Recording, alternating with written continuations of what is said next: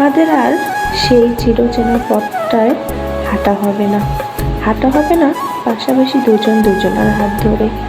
তোমার পাশে বসে আর গল্প করা হবে না তোমার কাঁধে মাথা রেখে।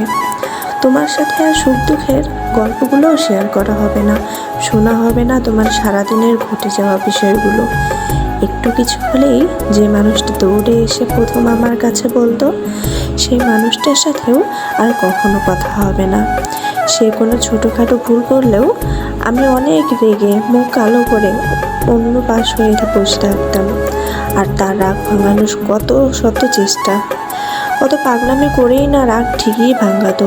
সেই মানুষটার সাথেও আর কখনো কথা হবে না। আমাদের পথের দূরত্ব বাড়েনি, বেড়েছে আমাদের মনের দূরত্ব। তাই চাইলেও আর কখনো আমাদের দেখা হবে না, চাইলেও আর আমাদের কথা হবে না।